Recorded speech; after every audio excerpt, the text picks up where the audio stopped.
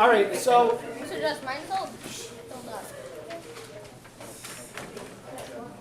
Just not. so let's talk just before we get into So just mine.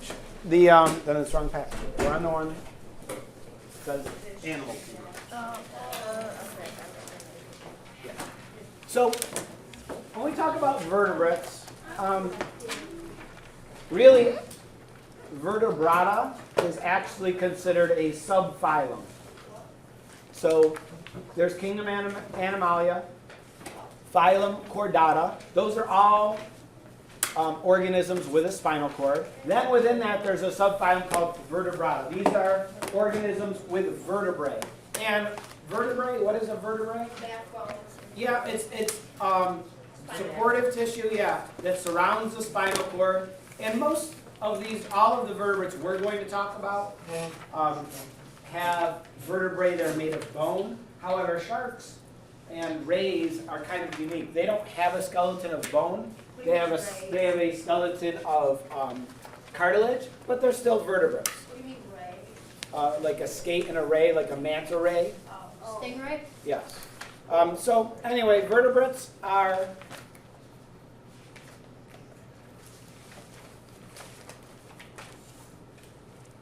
animals with a backbone, with a vertebral column. These are, for example, this is a model, it's not real, of some vertebrae. So these vertebrae, each individual, there's 3 that I'm holding. They're made of bone. Okay? They have a unique shape. And in a human and other animals, they're stacked one on top of each other. There's a disc of cartilage between them to cushion them and allow them to slide and move.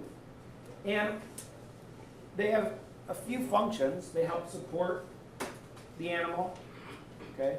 But what's another function? What is here running through the middle of these vertebrae? Caleb? Nervous system? Yeah, this is specifically a certain part of the nervous system. What goes through your vertebrae? It is, what's it called? Your spinal cord. Your spinal cord is nervous tissue that brings the messages from your brain down your body and sends them out to different parts of your body and returns information also. It's very important. We know that if you get damage to your spinal cord, you can become paralyzed, you can die. And so our spinal cord is protected by these bones, by this. There's a tunnel running through these vertebrae that protects their spinal cord from damage. So vertebrae, they have this vertebral column. And we're talking about things in the kingdom Animalia, phylum Chordata, chordates. Now what did we call a skeleton found on the outside of an organism? Exoskeleton. Can anyone guess the name for a skeleton found on the inside? Maria? Wait, I got this.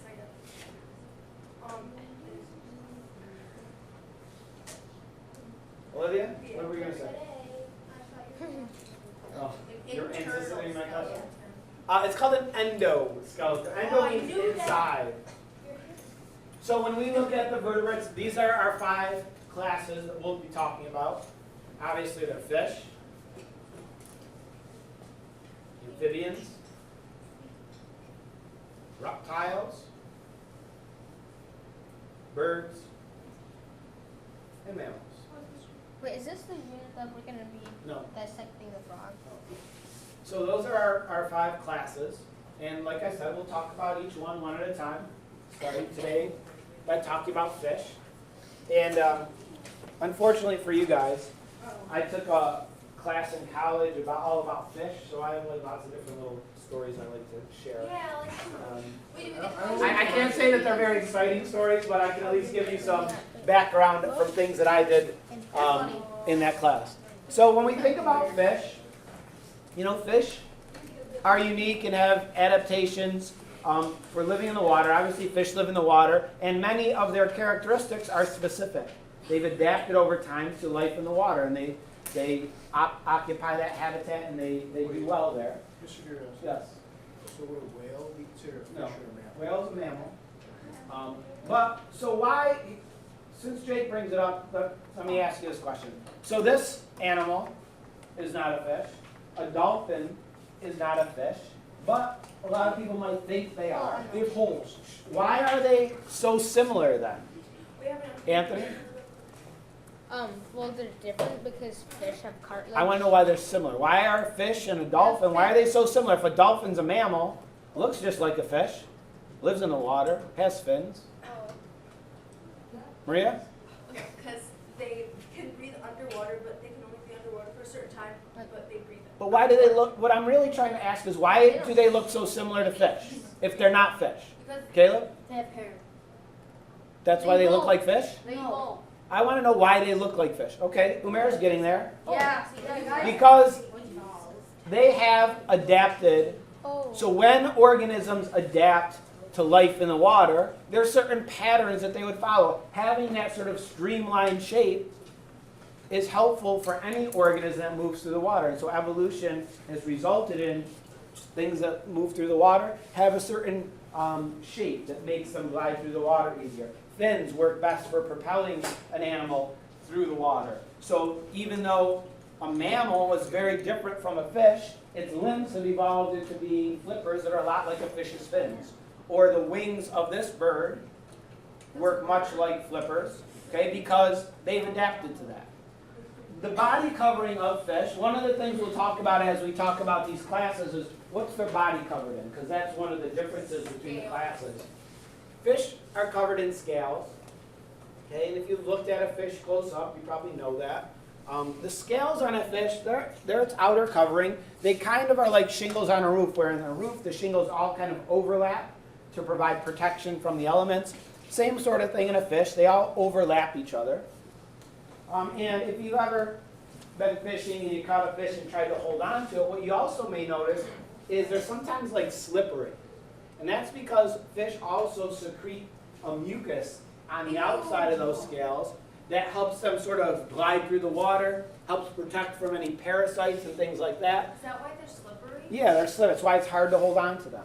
It's because they have a layer of mucus on the outside of their scales.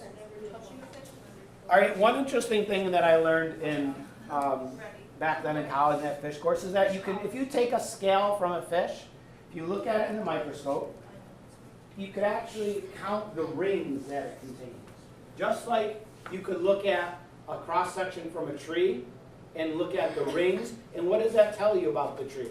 How old it is? Yeah, how old it is, because every season the tree grows a little bit more and you could see it forms these rings. The same is true in fish scales. If you take an individual fish scale, look at it in the microscope, you could count the rings, because each growing season a fish scale grows a little bit, and so you can see those patterns to tell how old the fish is. I have 2 questions. Wait, so like, could you only see the rings if you like chop it in half? No, you could basically just look at the scale flat on the microscope. And also, how long can fish live? It's about, some fish live, dozens of years. Some only live for a few years. Depends on the type of fish. Another adaptation that fish have, and also lots of birds as well and some mammals, is a pattern to their coloration that's called counter shading. Counter shading is when the top part of an organism is darker than the underside. That's called counter shading. You can see this fish, the top section's darker in this fish, in this penguin. And then the underside, the belly side, is lighter in color. Can anyone think of why that is a beneficial adaptation to fish? Ava? They can blend into their area. Yeah, but why 2 different colors? Oh, so it looks different, like the Yeah, because, good. Fish, they might have predators above them in the water, looking down at them. And if they do, a darker backside blends in with the bottom of the lake or the stream or whatever. But they also, it's possible that they have predators below them as well. And so a predator looking at the fish from below sees their lighter colored underside against the sky, which will be showing above the surface of the water. And so they sort of blend in, whether they're being viewed from above or below. And it's a common adaptation that animals that live in the air or in the water might have, or animals that spend time up in the trees. Because again, they may have predators above or below them. So it's a form of camouflage.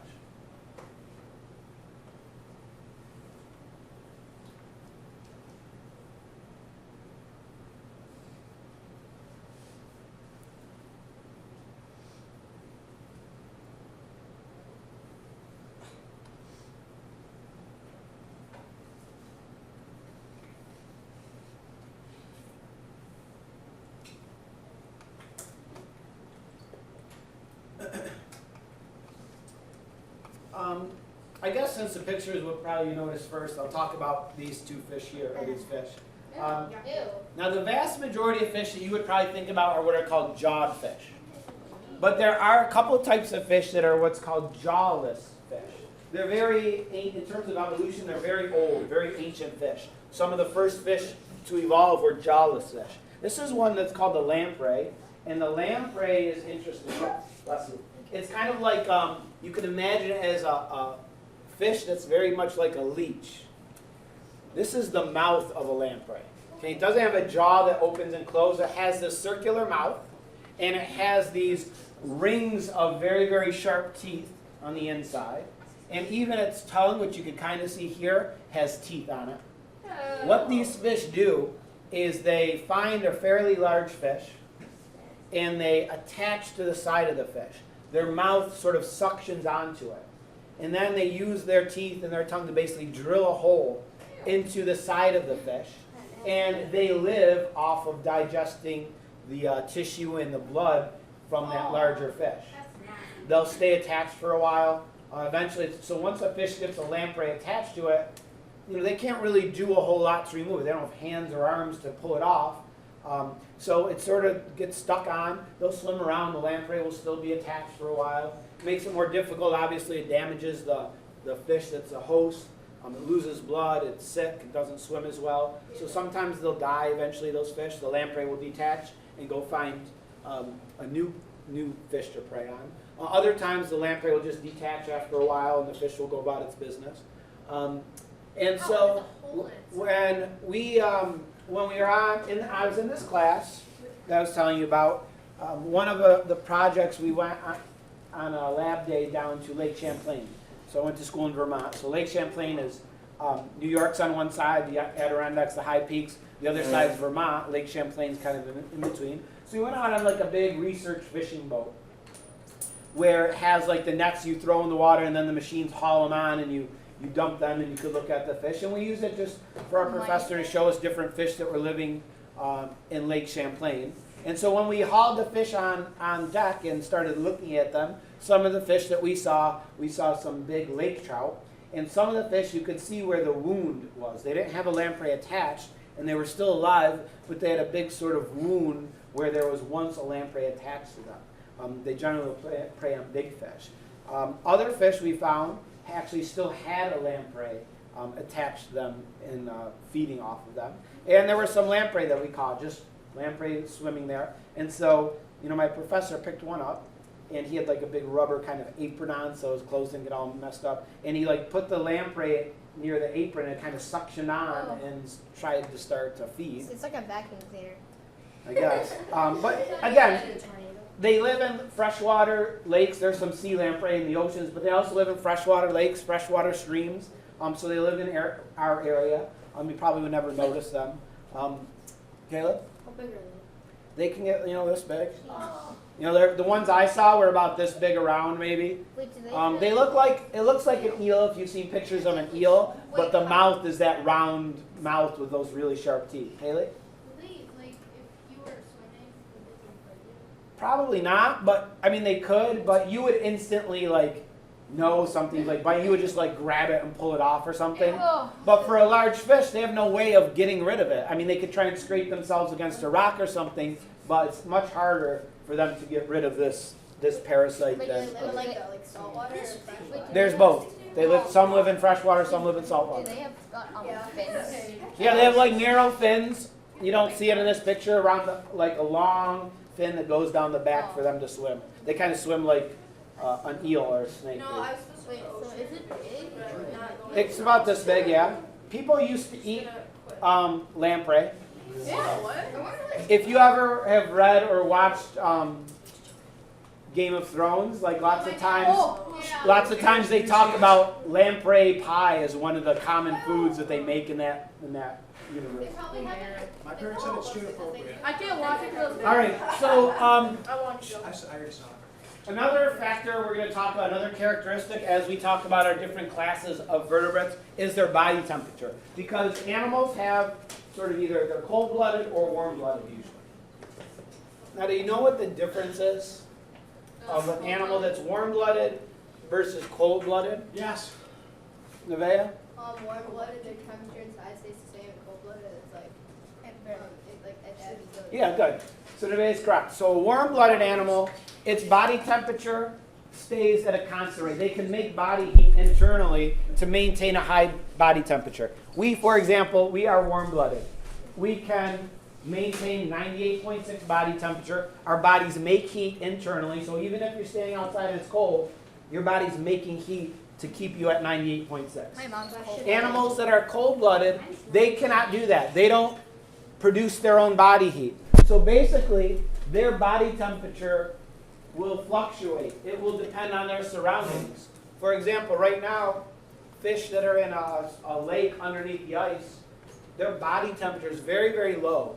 The water underneath the ice is maybe 37, 38 degrees, and that's what the temperature of the fish is.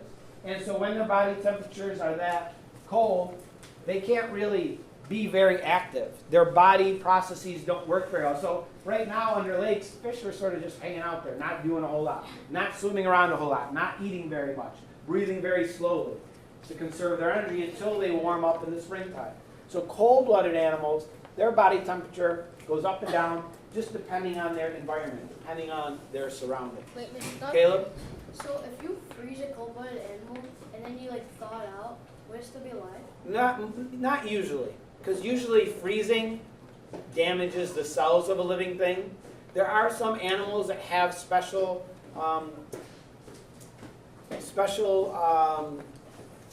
molecules that prevent their cells from freezing, so they can withstand freezing temperatures better, but usually no. Wait, Anthony? Don't fish, can't they die if they stop swimming? Some fish need to swim to pass I heard water over their gills. How does it All right, fish have another interesting organ. It's called their lateral line.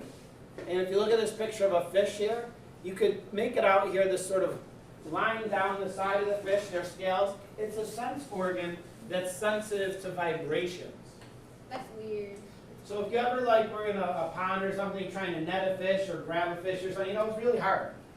As soon as you put your net in the water, the fish can sense that motion through their lateral line and escape pretty easily.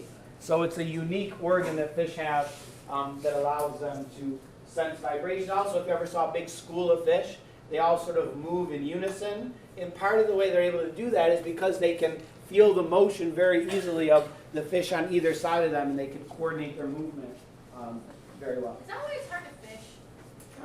Partially, that's why it's hard to harpoon a fish or to net one. It's pretty hard because they sense that movement. I fish. But if you're luring a fish with bait, then it's a little bit different. Another factor we'll talk about with each group is reproduction, because the different classes of vertebrates, they all reproduce sexually. So just as we talked about in plants, in order for reproduction to happen, you need the male gamete to fertilize the female gamete. When we talked about plants, it was a pollen grain had to fertilize an ovule. When we're talking about animals, the male gamete is a sperm cell. The female gamete is an egg cell. And so in order to produce offspring, a sperm cell has to fertilize and combine with an egg cell. But there's different ways of going about that. And the fertilization, the actual combining of sperm and egg, in fish happens externally. They have external fertilization where the sperm fertilizes the egg outside of the animal's body. How? We'll talk about it in a second. as we keep talking about the other groups, we'll see eventually fertilization can take place internally, but fish, it's external. And we call it in fish spawning when fish are reproducing. And what usually happens is that in the springtime often, male and female fish will go to one location.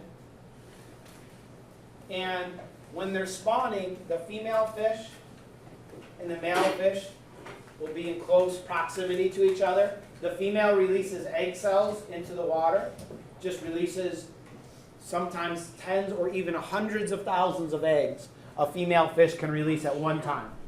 Hundreds of thousands of these eggs. At about the same time, the male will release sperm cells into the water around those egg cells. And those sperm cells, they combine, they fertilize some proportion of those egg cells, and then you have a fertilized egg in the water, and they stay in the water. You know, fish, they don't get pregnant. Okay? Females just send the eggs into the water, the males send sperm into the water, they get fertilized, and then the eggs eventually will hatch in the water and become, you know, young little fish. So that's called external fertilization. Jay, what happened to my fish? Yeah, it can happen if you raise fish. My goldfish died. Another unique adaptation for animals that live in the water is an organ called the gills. And gills are an organ that's used for breathing, for gas exchange. They're sort of the equivalent of lungs. But unlike lungs, they can function in the water. So gills are adapted to species that live in the water. What do fish need to get from the water in their gills? No? What do fish need out of the water? Salt. Air. Oxygen. And what do they need to get rid of? Carbon dioxide. That happens in the gills. The gills are where oxygen is absorbed from the water, So can we just say, and carbon dioxide is released into the water. It's how fish breathe. can we just say respiration? Not really, say that. I was trying to be smart there. So, fish, the way fish get their oxygen is they take water into their mouth, and then they sort of squeeze it past their gills, which are sort of on each side of their mouth. Okay? And the water goes past their gills. Along the way, as it's moving past the gills absorb oxygen and release carbon dioxide. And then that water goes out through the side of the fish, through those gills. And you see that picture here. You can see water goes in and then out the side of the fish.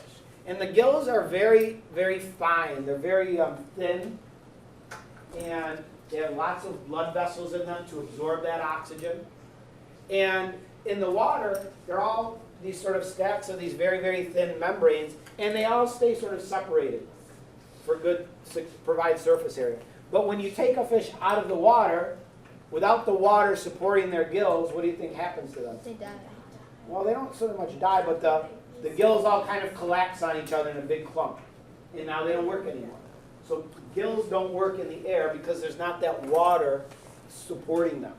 Okay? The covering of the gills is called the operculum. It's a gill cover. This person's holding, this is the cover of the gills. You can see these are the layers of the gills. They're very bright red because, again, they're filled with blood vessels. And so water goes through there. Caleb? Why can't we though, like our sweat holes? What's that? Why can't we do it like our sweat holes? To absorb oxygen? Yeah, like in water. Because our lungs are adapted to filling with air, and they can't absorb oxygen from the water. Kind of like fish can't absorb oxygen from the air. So they're different adaptations because water and air are so different in terms of a fluid. One doesn't work in the other. What is sweat holes? I'm actually a fish. Pores. It's not called sweat. So It's all making sense. another organ that's unique in fish is something that's called their swim bladder. Yeah, I have one of those. And it helps the fish to maintain its buoyancy. Now, what is a buoy? Thing that floats in the water. Buoyancy is a word that means how well something floats. And so fish have inside of them this little kind of balloon, a little sort of bubble. And they could force gases into it to inflate it. And what do you think that happens to them in the water? They get really fat. Well, some fish do, but Wait, is that how about how they float? Oh, they go to the. Yeah, they float up. What if they squeeze most of the air out? They go to the bottom. Imagine if you had like a beach ball. Okay, if it's all deflated, you could sink to the bottom with it. But if it's inflated, it holds you up in the water. Fish can change how much air they put into that swim bladder so that they can change how they're floating in the water. It's like if you are trying to do back float in a pool, if you inhale very deeply and hold that air in your lungs, you float really easily. But then if you exhale that air, you start to sink into the bottom.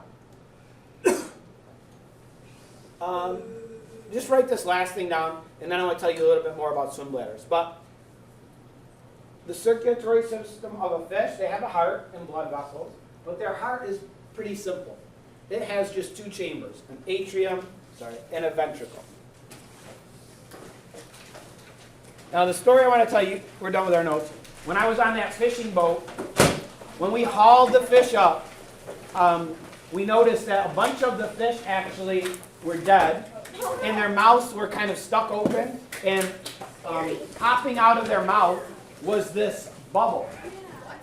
And so for a while, I was a little confused until my professor explained it, is if you take a fish that's very deep in the lake, if you ever swam to the bottom of a pool, how's it feel in your ears? Why does it hurt? There's all that water pressure is pushing down and pushing on your eardrum. Well, when a fish is very deep in a lake, all that water pressure is keeping its swim bladder small. As it goes to the surface and the pressure decreases, what do you think happens to it? It swells up. Now, normally as a fish swims to the surface, it can let that gas out a little at a time. But since we brought the fish up too quickly, their swim bladder expanded very quickly, faster than they can let it out, and it crushed their internal organs.